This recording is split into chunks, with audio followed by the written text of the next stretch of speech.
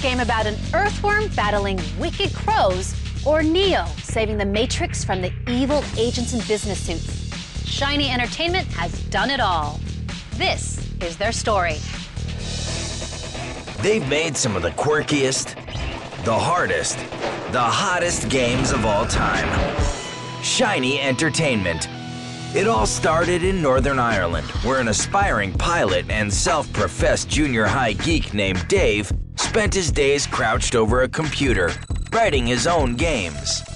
Absolutely nobody thought this was a good idea. They all thought this was just unbelievably nerdy and boring, and so it's like, when are you going to come out and play, man? But in 1991, Dave's games made their way to the States and raised the eyebrows of Richard Branson and his Virgin Games. I get this phone call. Will you come to America?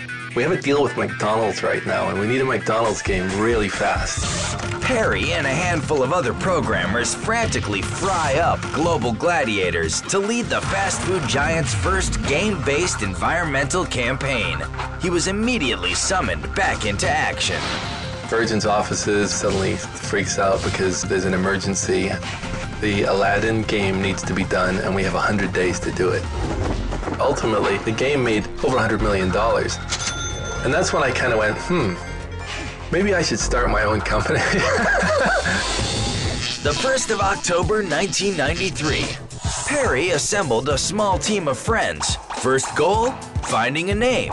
The name Shiny Entertainment, there's all kinds of speculation about where that name came from. You know, I wish I could give you a definite answer to that.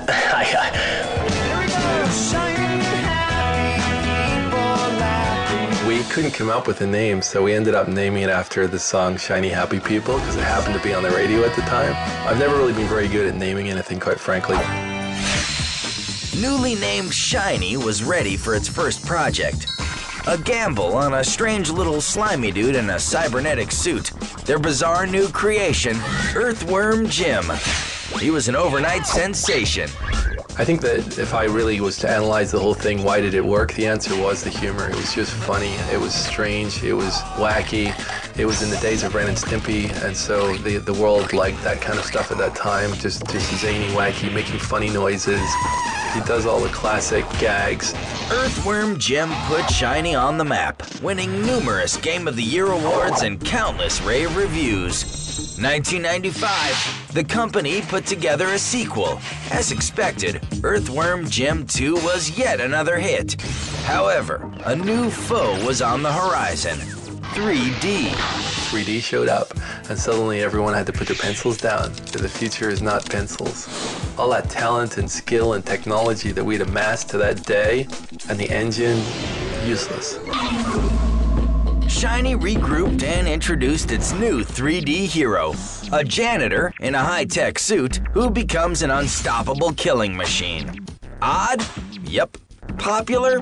Absolutely. MDK was very popular because it was more serious than Earthworm Jim, but it had a weird sci-fi kind of feel to it, so it established Shiny as being a company that was always coming out with something that people hadn't seen before. Shiny followed MDK with two classic PC games, Messiah and Sacrifice. Both brought mixed reviews but would stand as cult faves. Afterwards, out of nowhere, Shiny got the offer of a lifetime in 2002. Enter the Matrix, a game designer's ultimate dream and challenge. It might have been the most expensive game ever made. It was somewhere around 40 million. We didn't have a whole lot of time to make that game.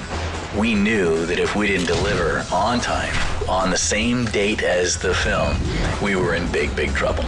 The game shipped more than 5 million units and, of course, called for a sequel, Matrix Path of Neo, in 2005. Then, the following year, Dave Perry, the man who started it all, left to launch his own company, Game Investors. October 2006, Foundation 9 acquired Shiny Entertainment. Dave was gone. Still, they began work on their next game, an adaptation of New Line Cinema's $200 million film epic, The Golden Compass. The action-adventure saga is expected to stretch across all platforms in shining fashion. Now, we're in a lot of discussions about a number of titles that will be all extremely fun and exciting to work on, and we can't wait to see how that plays out. For Dave Perry, Shiny was one of the best chapters of his life, one with many more pages to be written. When I started off, I thought I was going to be a pilot. That's what I wanted to be. My mother wanted me to be a dentist. I had no idea that I was going to be ending up in the video game business. Overall, compared to being a pilot, I'll take this every day.